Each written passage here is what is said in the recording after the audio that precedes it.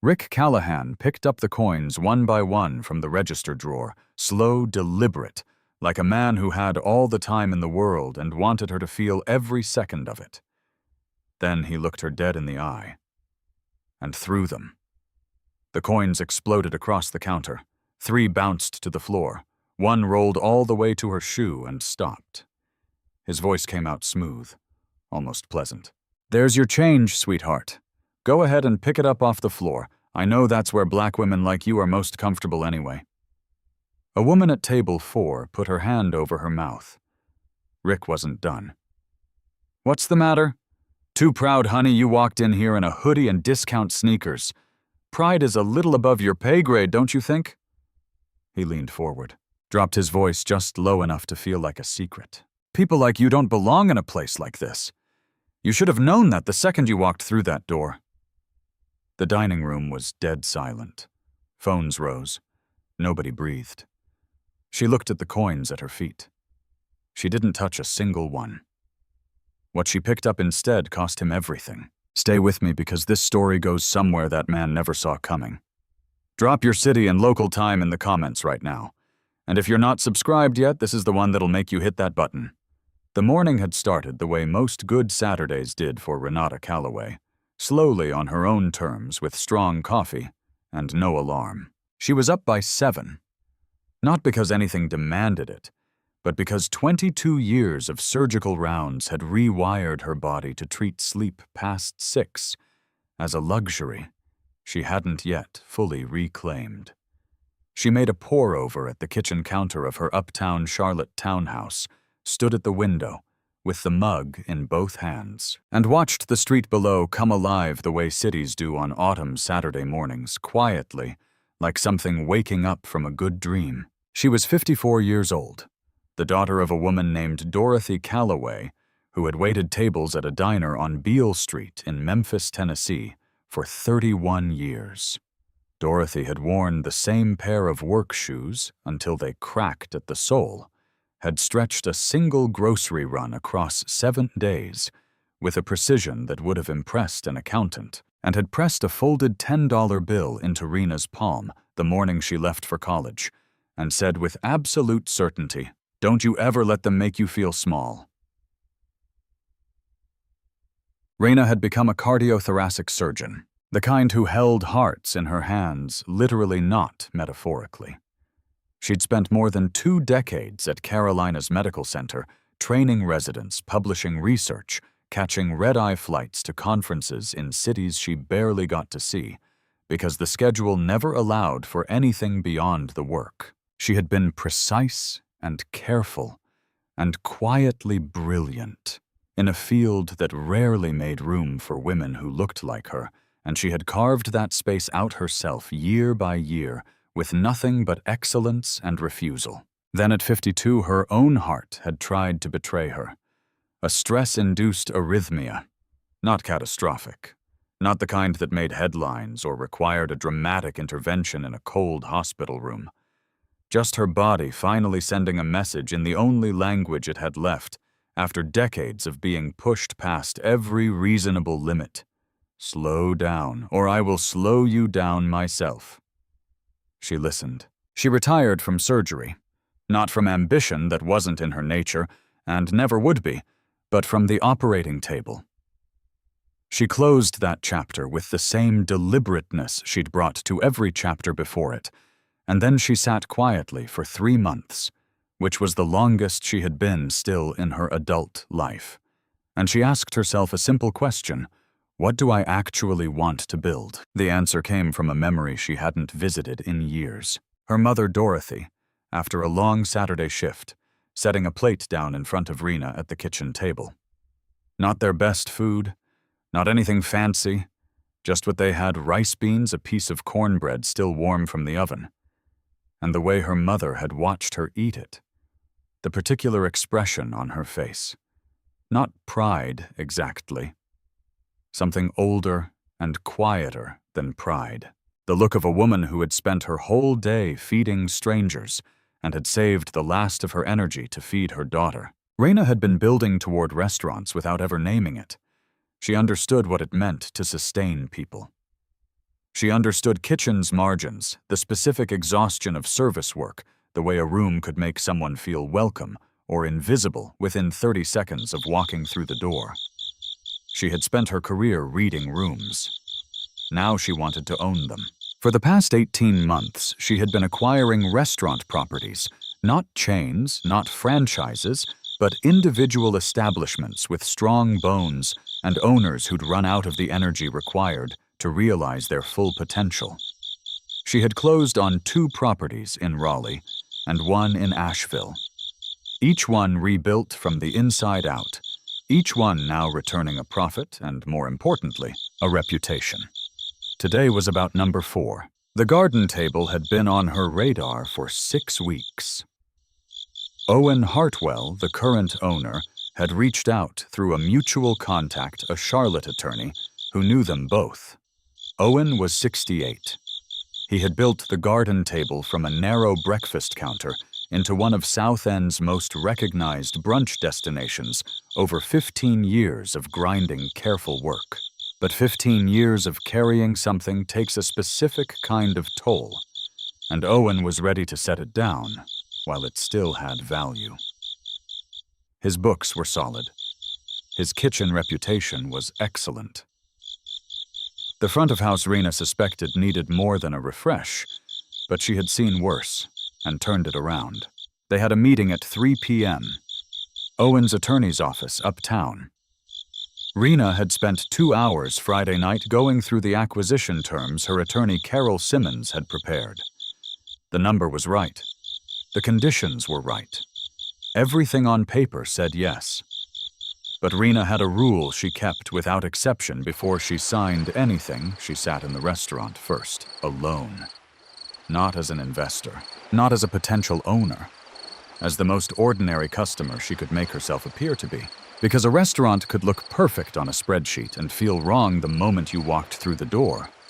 The spreadsheet showed you the skeleton. The customer experience showed you the soul.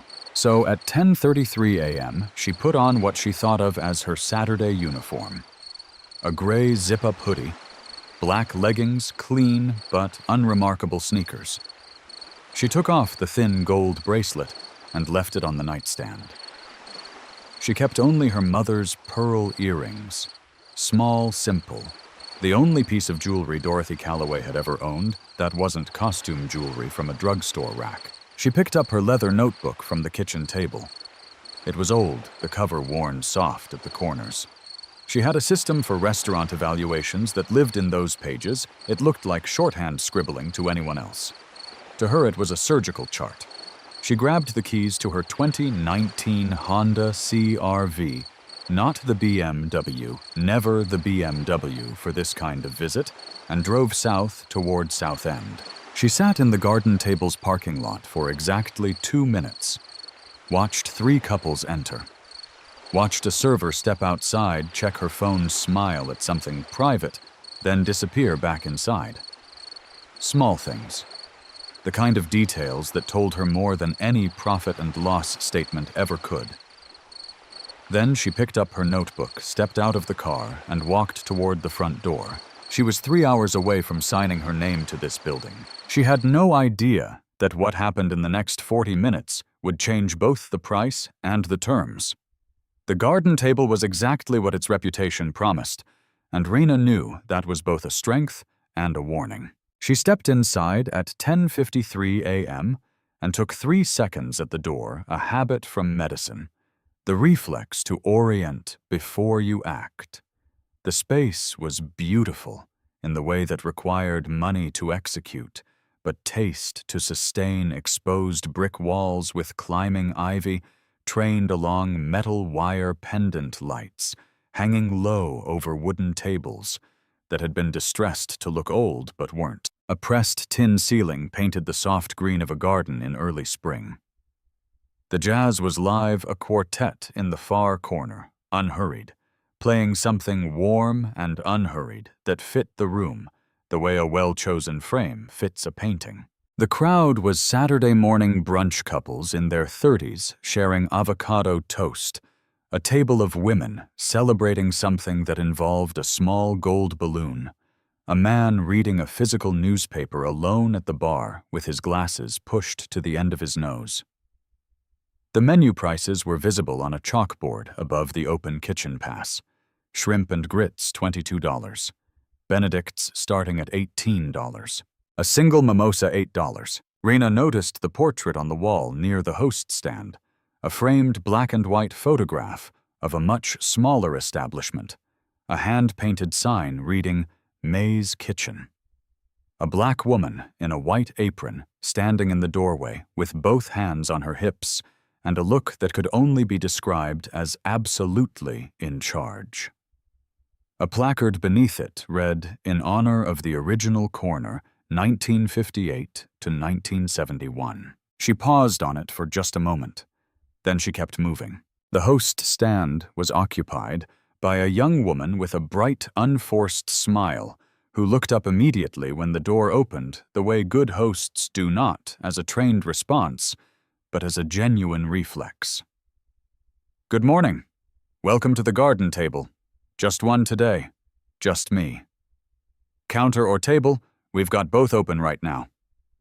"Counter's fine." The host, her badge red, Kylie led her to a spot at the far end of the counter, away from the pass, near a window that looked out onto Tremont Avenue. Good light. Good sight line. Raina settled onto the stool and set her notebook on the counter without opening it yet. The server appeared within 90 seconds. Her name tag said Jasmine, and she was maybe 22 with natural hair pulled back, and the particular energy of someone who was genuinely engaged in the job rather than performing engagement. She set down a glass of water, a small menu card, and smiled like she meant it. "Morning. Can I start you off with something to drink while you look? I know what I want. Shrimp and grits, a mimosa, and a slice of the sweet potato pie if you still have it." Jasmine's face lit up slightly. "We do. That pie is serious. Our kitchen manager makes it from scratch every morning. Good choice. I'll take your word for it." Jasmine punched the order in quickly, told her the mimosa would be right out, and moved efficiently down the counter to her next customer. Raina watched her for a moment. Fast. Attentive. The kind of server who anticipated rather than reacted. She made a small note in her notebook. Good floor instincts on the service staff. She paid while she waited, a habit she'd developed because she preferred not to be tracking down her bill while trying to observe. She pulled 2 20s from her wallet and set them on the counter when Jasmine came back with the mimosa. "40 for the order," Raina said. "Whenever you're ready." "Of course I'll grab your change." Jasmine took the bills and turned toward the register. "She never made it." Raina noticed him before she heard him, a man in a pressed white button-down and dark slacks moving from the far end of the floor with the deliberateness of someone who had seen something he wanted to redirect. He was mid-40s, broad across the shoulders, with a name tag pinned precisely at the breast pocket, Rick Callahan. General Manager. He intercepted Jasmine at the register with a hand on the counter and a lowered voice that didn't carry. Whatever he said made Jasmine's shoulders draw in slightly. She handed him the 2 20s and stepped back.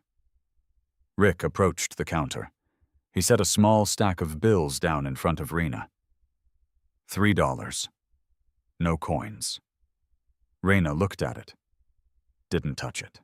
Her total was $36.50, shrimp and grits at $22, mimosa at $8, sweet potato pie at $6.50.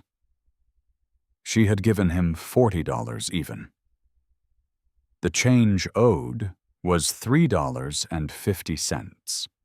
He had given her $3. He had shorted her 50 cents. It was not a large number. That was the point. Small enough to feel like a mistake. Small enough that most people would let it go rather than make it a thing. Small enough that pushing back on it made you look petty difficult, like someone looking for problems. Raina had spent 22 years making cuts measured in millimeters.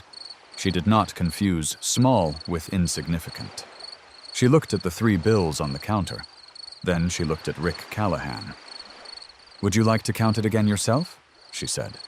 Her voice was level, not aggressive, not even particularly firm, just the voice of a woman who was used to being precise and expected the same from the people around her. Rick's jaw tightened, just slightly, the micro-expression of a man who had not expected to be questioned. "The count is right," he said. Raina picked up her mimosa, took one slow sip, set it back down. She reached for her notebook and uncapped her pen. And something in Rick Callahan's face shifted the way a sky shifts before weather arrives. Subtle, fast, gone before you could name it, on. But it was there. She wrote the time first, always the time. 11:08 a.m. Then Rick Callahan, GM badge. 50 cents shorted on $40 payment. Did not correct. Insisted count was right. The pen moved quickly the way it always did, small, tight letters that she could read back months later as clearly as the moment she wrote them. She had filled 43 notebooks in her adult life. They were all in a cabinet in her home office, arranged by year, and she had never once thrown one away. Rick was watching the notebook. She could feel it without looking up. "What are you writing?" "Notes." "On what?" She looked up, met his eyes. "Everything." A beat passed. The jazz quartet in the corner transitioned between songs, and for 3 seconds the room was quieter than it had been. Rick's expression didn't change exactly, but it tightened, the way a hand tightens around something without meaning to. "You're going to need to put that away," he said. His voice was still surface professional. "It's making other guests uncomfortable." Raina glanced around the counter. The man reading his newspaper hadn't looked up. The woman 2 stools down was on her phone. Nobody was looking at her. "I don't think that's what's happening," she said. She put the cap back on her pen, not because he'd asked her to, but because she was done writing for now. She placed the notebook flat on the counter in front of her and folded her hands on top of it. "My total was $36.50, she said. "I gave you 2 20s. That's $40 even. The change should be $3.50. You gave me 3. You're short 50 cents. Rick leaned against the counter on the other side, one hand flat on the surface. The posture of a man who was very comfortable in this space and wanted her to register that. "I think you might be confused about what you handed Jasmine." "I'm not. Sometimes people think they gave 2 20s when one of them was actually a 10. It happens. Both bills were 20s. Her voice didn't rise. It didn't need to. "I can tell the difference between a 10 and a 20. I've been doing it for a while." Something flickered behind Rick's eyes. Not embarrassment, not quite. Something harder than that. The expression of a man recalibrating, not because he'd been wrong, but because the person in front of him wasn't behaving the way he'd anticipated. He turned toward the register end of the counter. "Jasmine." Jasmine was 3 feet away, wiping down the espresso machine with the focused attention of someone desperately trying to be invisible. She looked up. Her eyes were careful. "Did you see what she handed you when she paid?" The question landed in the air between the 3 of them, with all the weight Rick intended it to carry. It wasn't really a question about what Jasmine had seen. It was a question about whose side Jasmine was on. Jasmine looked at Rena, then at Rick, then at the counter. She stopped. "Take your time," Rick said pleasantly. The pause stretched 4 full seconds. Rena watched Jasmine's face. The conflict there was real and specific and not difficult to read. She had seen that expression before. Not in restaurants. In hospitals. In the faces of young residents who knew what the right answer was and were calculating very quickly what the right answer would cost them. "I didn't get a real clear look," Jasmine said quietly. Rick nodded, satisfied. "There you go." "She saw them," Rena said. "Not accusatory, just factual. She took them from my hand. Both of them were 20s. Ma'am, 2 20s is $40. 36.50 subtracted from 40 is $3.50. That's not a complicated calculation. I understand math, Rick said. And now there was an edge in his voice, not yet sharp, but present the way a knife is present, even in a drawer. What I'm telling you is that your recollection of what you gave us might not be accurate. My recollection is fine. He shifted his weight, crossed his arms. Look, I've been running this floor for 9 years. I've had a lot of customers in that time who were very certain about things that turned out to be incorrect. It's not a character flaw. It just happens. Raina looked at him for a moment. 9 years, she repeated. 9 years. She picked up her mimosa, took another slow sip. That's a long time to be certain about things. Rick blinked. He wasn't sure what that meant, and not being sure what something meant bothered him more than outright challenge would have. He preferred people who came at him directly, those he knew how to handle. This woman's particular brand of stillness was harder to read, and he had spent 9 years developing the confidence that he could read anyone within the first 2 minutes. I'll tell you what, he said, his voice dropping into the register of a man performing generosity. I'll have the drawer counted at the end of the shift. If it's over 50 cents, I'll make sure it's addressed. That's not how change works, Raina said simply. My 50 cents isn't in a communal pool. It's mine. I'd like it now. His jaw tightened. The smile he wore, the one that wasn't really a smile, began to show its edges. A woman at table 4 had stopped talking to her companion. She was looking at the counter now, tracking the conversation with the quiet focus of someone who wasn't sure yet what she was watching, but knew it mattered. Raina opened her notebook again. Wrote one more line. Refused to correct. Offered end-of-shift drawer count as deflection pattern. She underlined the last word. Rick watched the pen move. His eyes stayed on the notebook the way eyes stay on something they can't quite categorize, something that looks like nothing but might be everything. He had no idea what was written in it. He had no idea it didn't matter anymore. The morning crowd moved around them like water finding its way around 2 fixed points. Tables turned over. Plates arrived and disappeared. Jasmine worked efficiently through all of it, refilling water glasses, calling orders back to the kitchen, moving with the practiced rhythm of someone who had learned to make themselves useful and unobtrusive at the same time. The jazz quartet in the corner had shifted into a brighter set. Piano up front, drums brushed light. The kind of tempo that usually made a brunch crowd loosen up and stay longer than they'd planned. At the counter, nothing was loose. Rick Callahan had not moved from his position on the service side. Arms folded across his chest. Weight settled back on his heels. The posture of a man entirely comfortable with where he stood in this particular standoff, not because he was right, but because he had stood in this exact shape of moment before and had always walked away from it intact.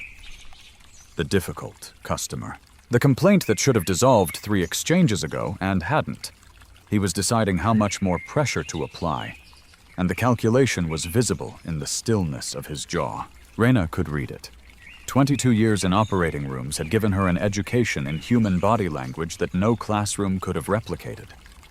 She knew the difference between a man who was genuinely reconsidering and a man who had committed to a direction and was only choosing his speed. Rick had committed. He unfolded his arms, leaned against the counter with one elbow, a deliberate shift into casualness. The body language of a man demonstrating that he was not concerned about the woman on the other side of this exchange. "Look," he said, his voice dropping into something almost conversational, almost patient. The tone of a person who wants to be perceived as the reasonable one in the room. I don't know how to make this any clearer. This isn't the kind of place where a person can sit at the counter and just decide to make a scene. I haven't raised my voice once, Raina said. Not yet. He let that land, watched her face for a reaction. Got none. But I know how this goes. 9 years running this floor, I know exactly how this goes with your kind. Your kind. 2 words. Not shouted, not spat. Delivered almost offhandedly, the way people say things they've repeated so many times, the words have lost all texture to them, become smooth from use, like a coin that's been handled until the face wears off. And that was precisely what made the room react. At the espresso machine, Jasmine's hand stopped moving. The cloth she'd been pressing against the steam wand went completely still against the metal. She stared at a point on the counter in front of her and did not look up.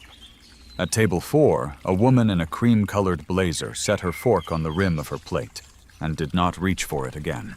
Her companion said something low near her ear, and she shook her head once, a small, tight motion. Don't. But she didn't go back to her food either.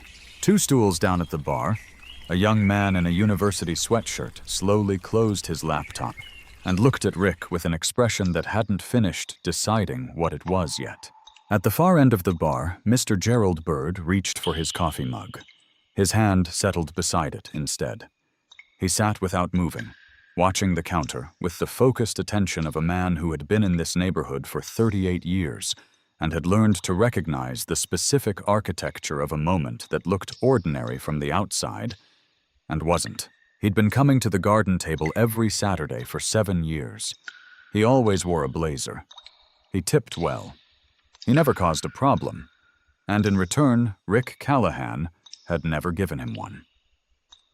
Gerald had understood, without ever putting language to it, what the terms of that arrangement were.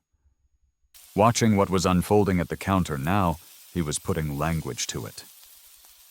Rick continued, his voice carrying just enough to reach the surrounding tables. Every weekend it's the same thing. Someone walks in, places an order, then decides to sit here and manufacture a grievance. Act like they've been wronged when what they really came in for was a reaction. I've seen it more times than I can count. I know exactly what this is. Shrimp and grits is $22, Raina said. Rick stopped.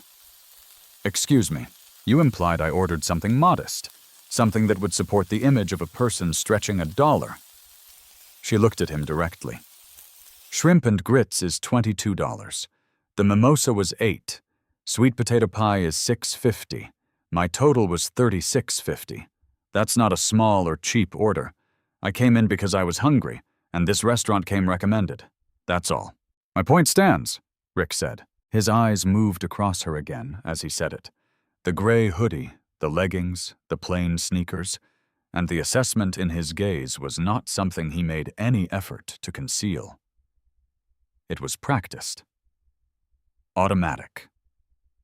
The scan of a man who had decided what kind of person she was within 90 seconds of noticing her at the counter and had been operating from that conclusion ever since.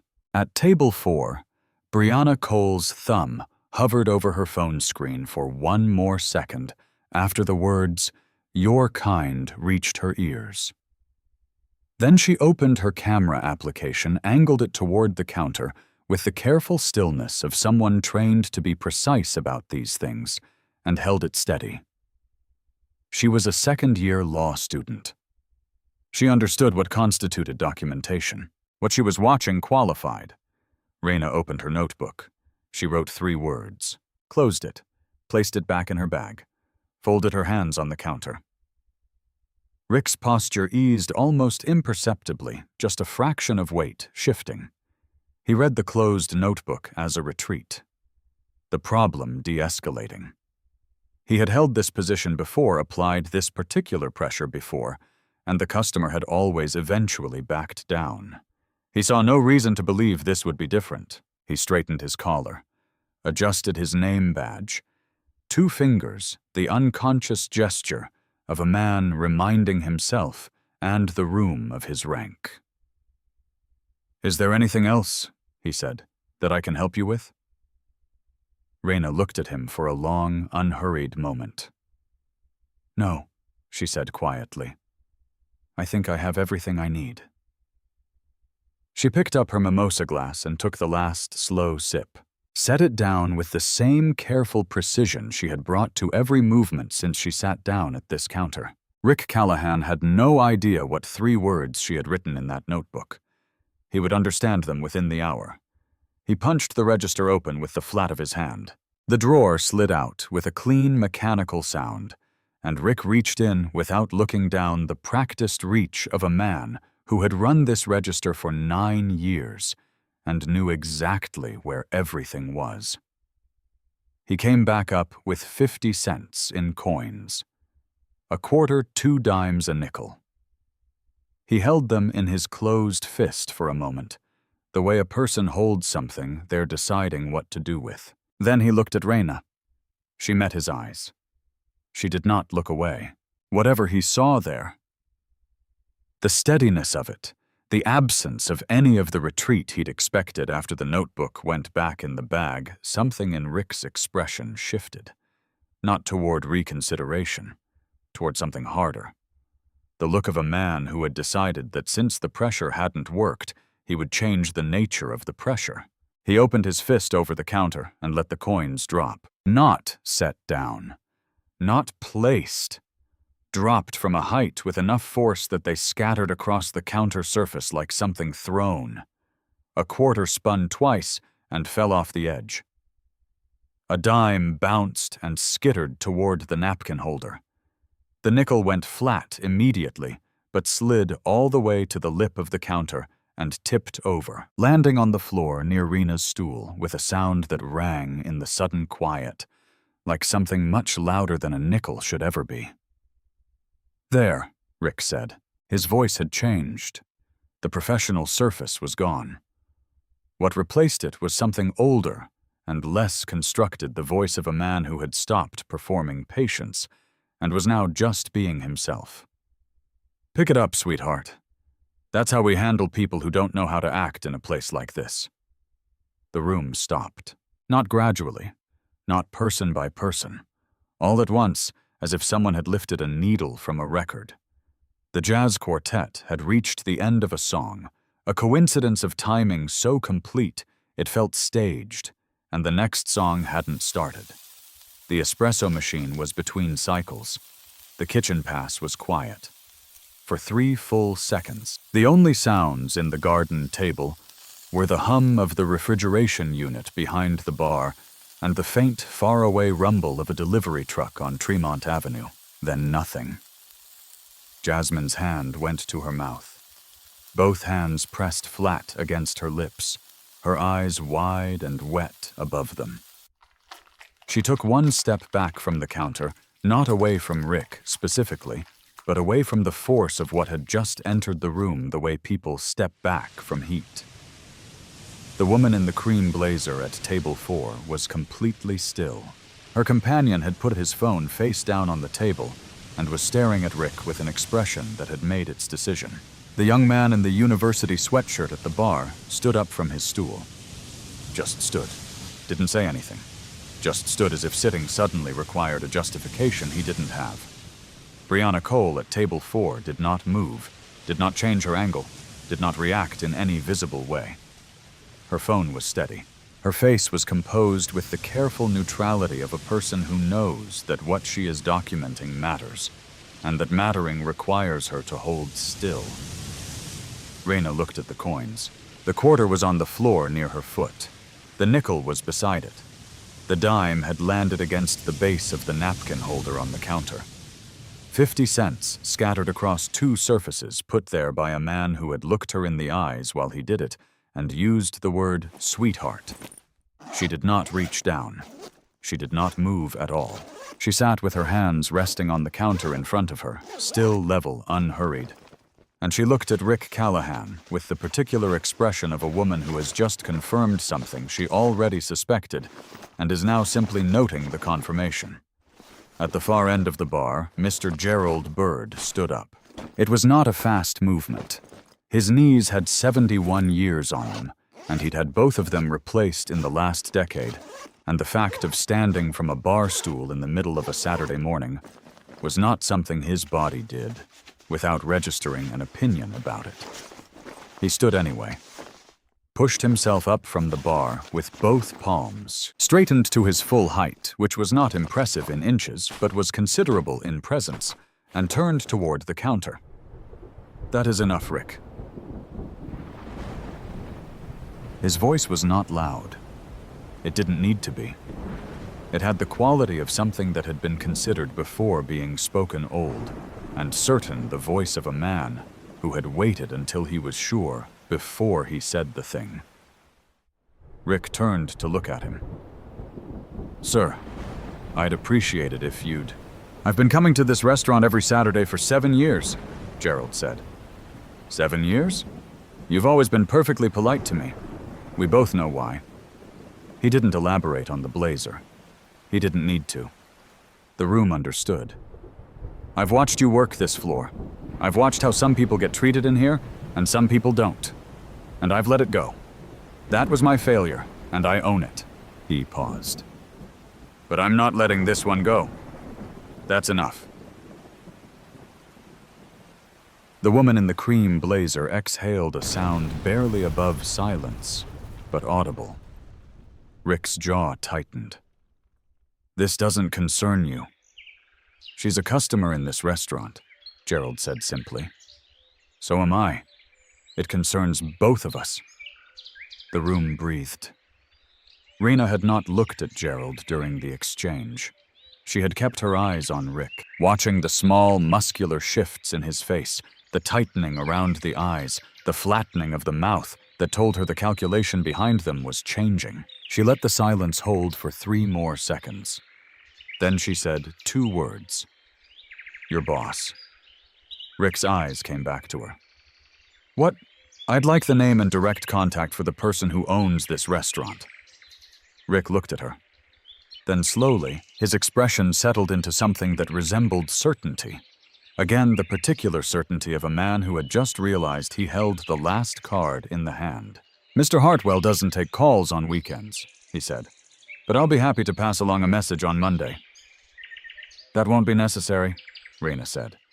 She reached into her bag. She was not reaching for the notebook. She pulled out her phone. It was not a dramatic gesture. She didn't hold it up. She didn't make a show of unlocking it. She simply took it from her bag, found the contact she needed in 4 taps, and brought it to her ear with the same calm economy of movement she had brought to everything since she walked through the front door. The call connected on the 2nd ring. "Carol, it's Rena. Move the 3 o'clock to now. Call Owen Hartwell directly, use his personal number, not the office line. Tell him I want to sign today." She hung up. The whole call had taken 11 seconds. Rick stared at her. The certainty that had settled back into his face a moment ago was gone, replaced by something he didn't yet have a name for. Not alarm, not quite, but the early edges of it. The unease of a man who has been very sure about something and has just encountered a data point that doesn't fit. "What was that?" he said. "A phone call." "To who?" "My attorney." Rick's eyes moved across her again, the hoodie, the bag, the plain sneakers. The assessment he'd been running since she sat down at the counter. He ran it again now, looking for something that would explain what he'd just heard, looking for a version of this that fit the story he'd already told himself about who she was. He didn't find one. "Your attorney," he repeated. "Carol Simmons. Simmons and Hargrove uptown." Rena put her phone back in her bag. "She's very good. Quick, too. You'll understand what I mean in about an hour." Rick's mouth opened. He closed it again. He was a man accustomed to having the last word in any exchange that took place on this floor, and the absence of an obvious last word created a silence he didn't know how to fill. Rena stood from the stool. She picked up her bag, settled it on her shoulder. She reached into the front pocket of her hoodie and took out 3 folded bills, 2 20s and a 10, and placed them on the counter beside her empty mimosa glass. The check had been $36.50. She had left $60.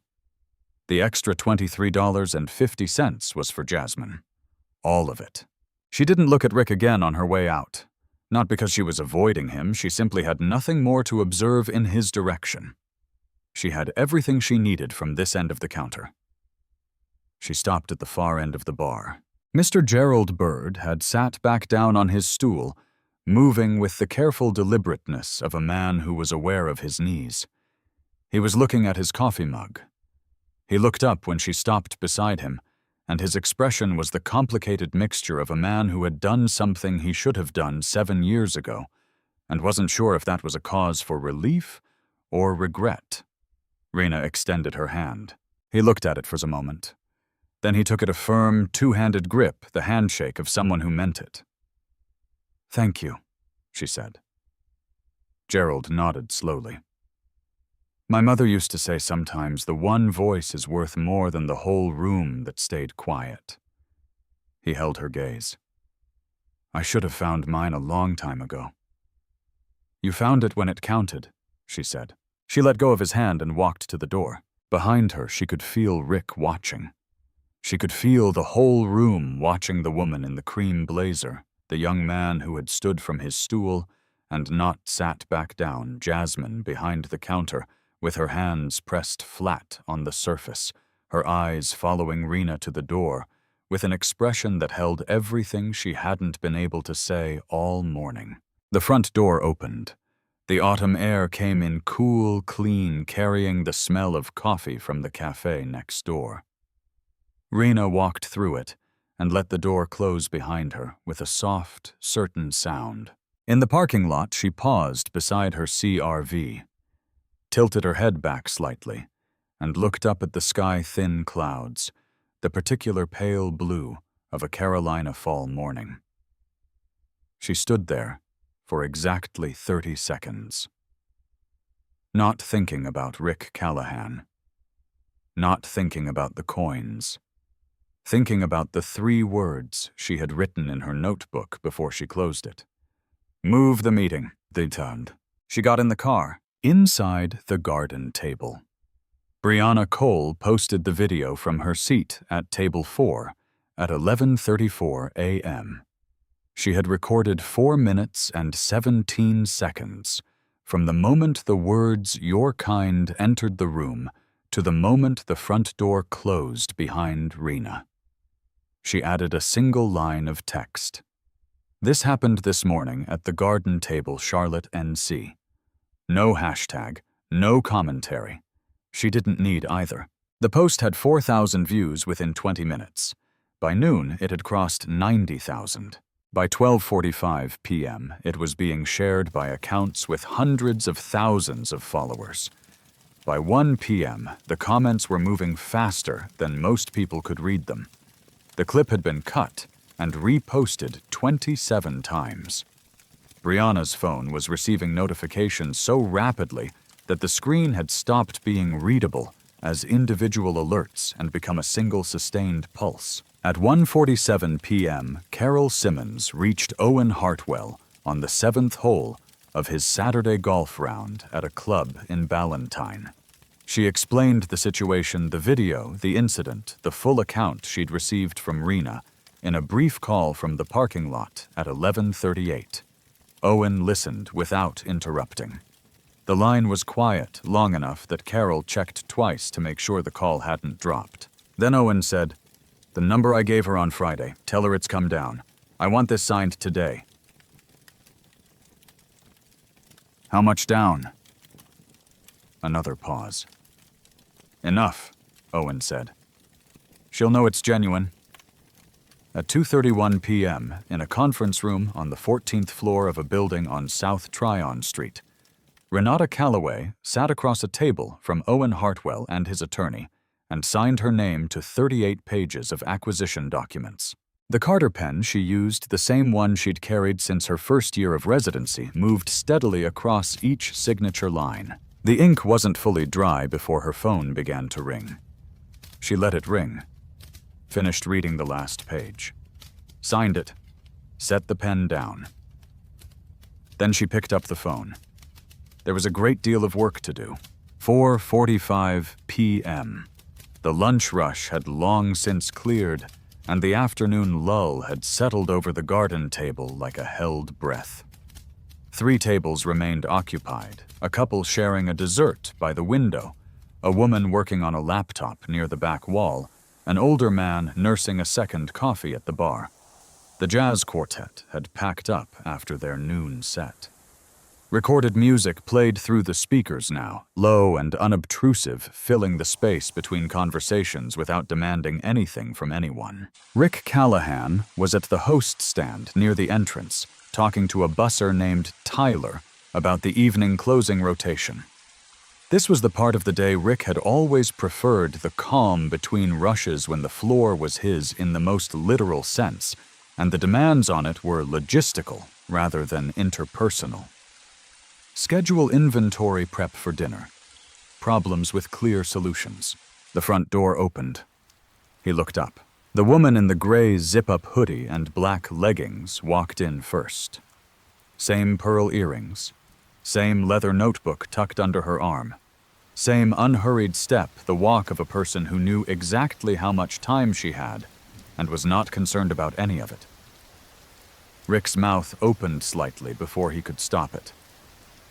An involuntary response, the kind the body produces before the mind has processed what it's seeing. Behind her came a woman in a charcoal blazer carrying a slim leather portfolio.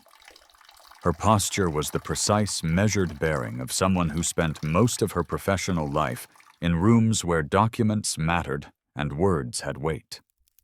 Behind her came Owen Hartwell. He was still in his golf clothes, pale blue polo khaki slacks, driving shoes with grass on the toes. The look of a man who had left the course before finishing his round, because something considerably more important had come up. He walked with the quiet gravity of someone who had made a decision and was present solely to see it through. Rick straightened. 9 years of conditioning. "Mr. Hartwell, I didn't know you were coming in today. I wasn't." Owen did not stop walking. He moved to the side of the host stand without looking at Rick directly and stood there with his hands at his sides, neither hostile nor warm, with the particular stillness of a man who had determined that his role in this moment was to bear witness and step aside. The woman in the charcoal blazer, Carol Simmons, stepped to the host stand.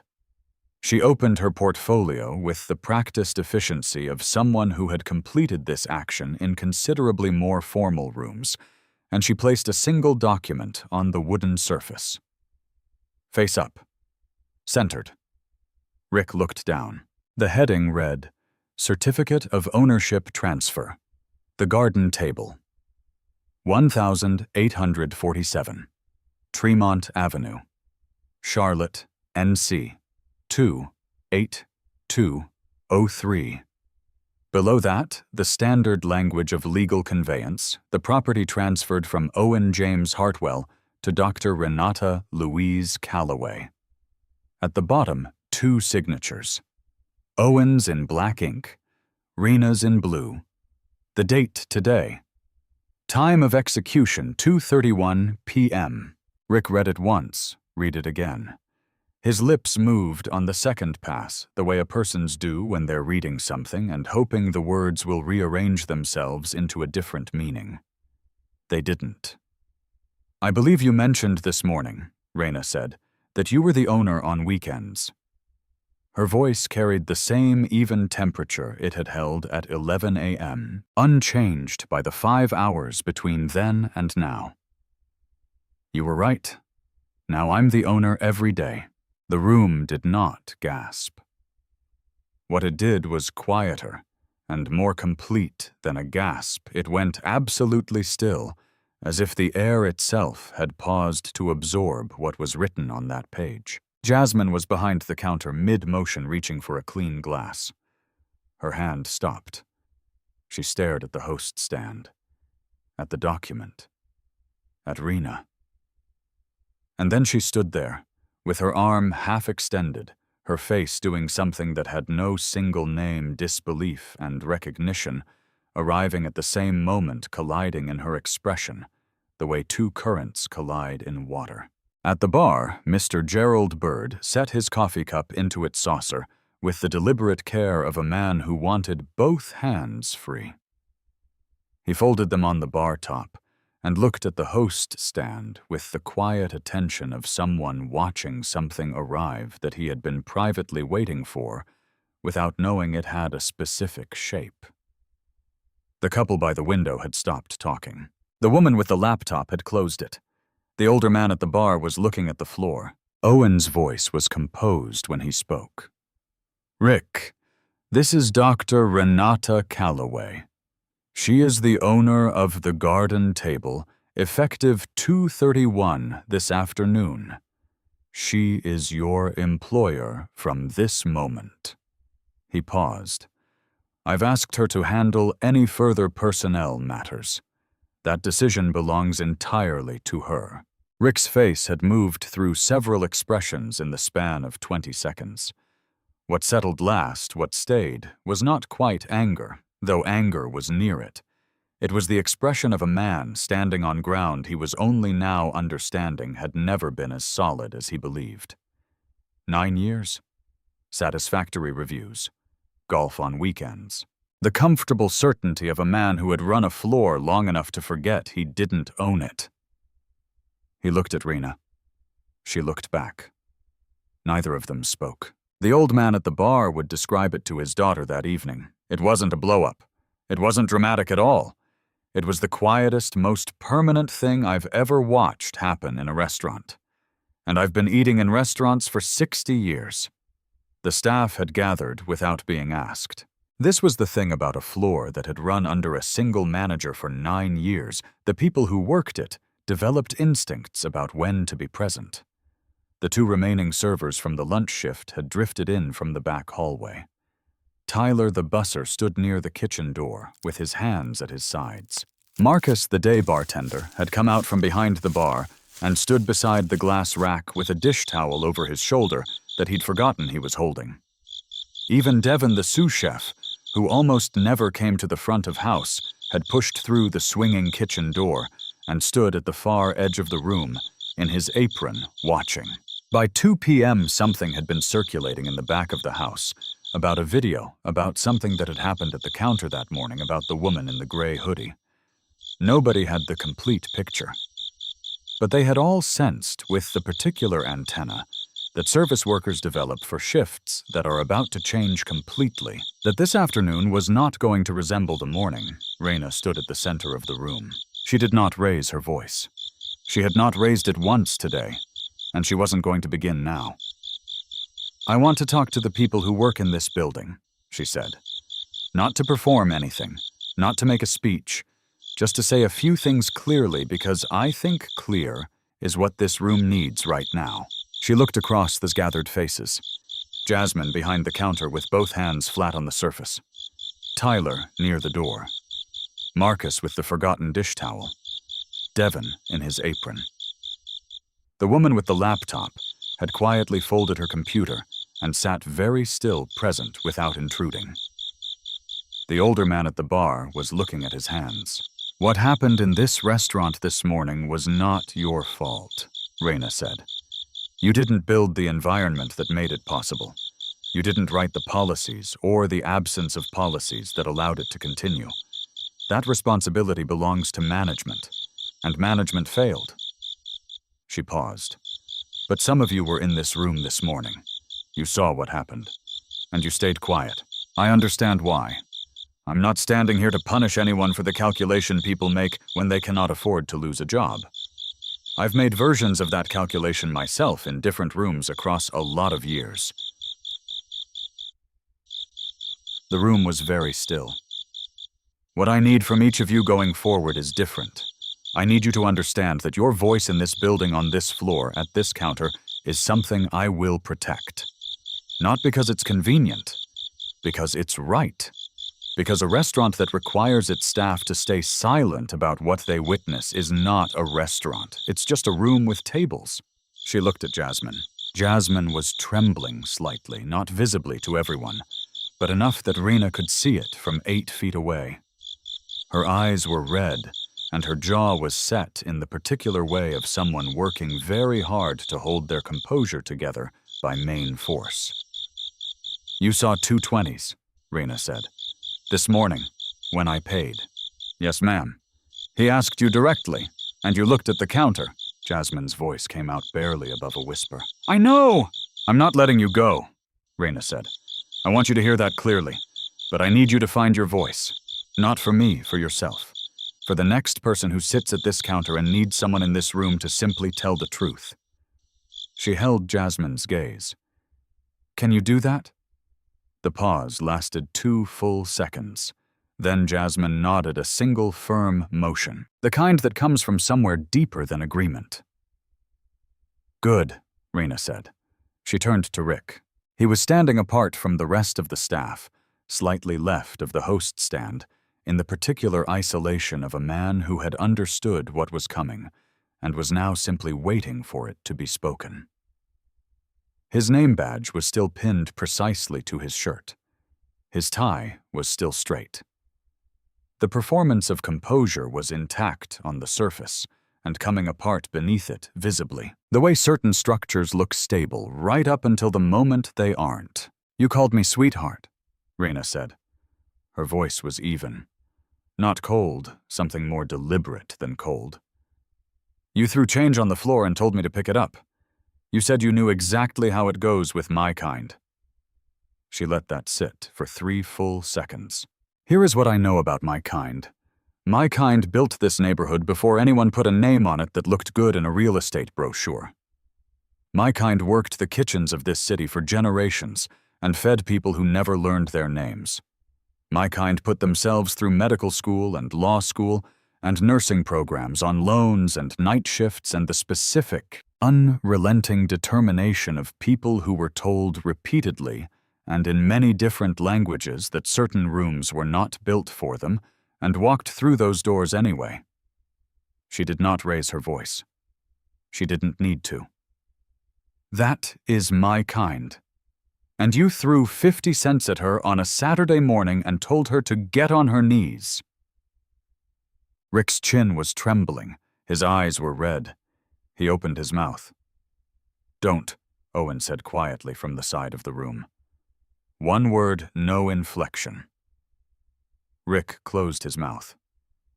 Carol had the termination letter already prepared in her portfolio.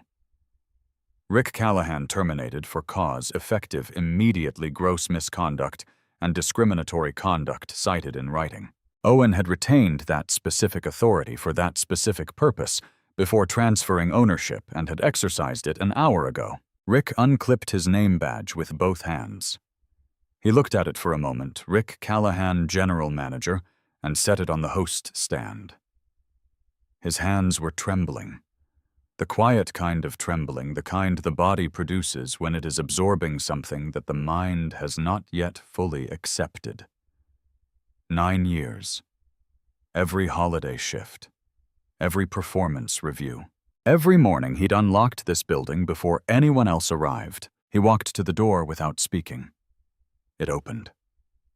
Afternoon light poured in golden and completely indifferent to everything that had just happened inside. The door closed behind him with a soft, mechanical click. Rena walked to the far end of the bar. Gerald Bird looked up as she approached. 7 years you've been coming here, she said. Every Saturday. You know this neighborhood, the people in it, what it was, what it could become. She set a card on the bar in front of him. I'm forming a community advisory board for this restaurant. I'd like you on it. Gerald looked at the card. Then he looked at her. The expression on his face was the complicated one of a man who had carried something a long time without knowing he was waiting to set it down. I've been waiting 7 years, he said quietly, for someone to ask. Outside in the parking lot, Rick Callahan's car pulled onto Tremont Avenue and disappeared into the Saturday afternoon traffic. His phone showed a notification. Then another. Then too many to count.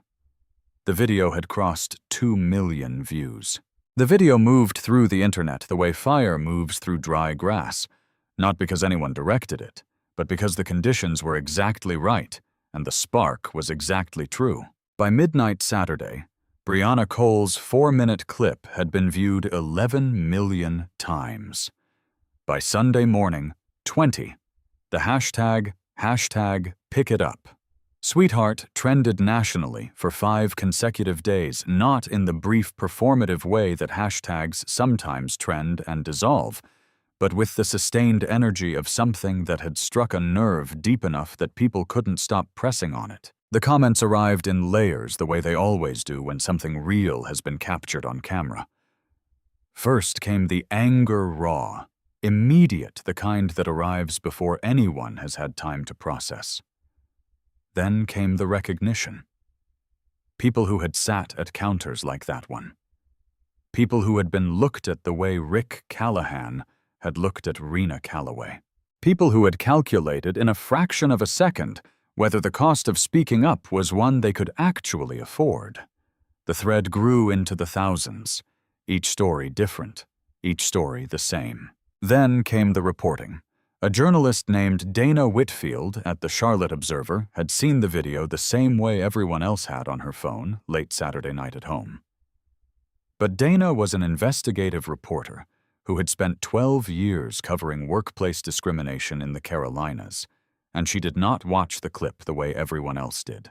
She watched it and started making calls before it finished playing.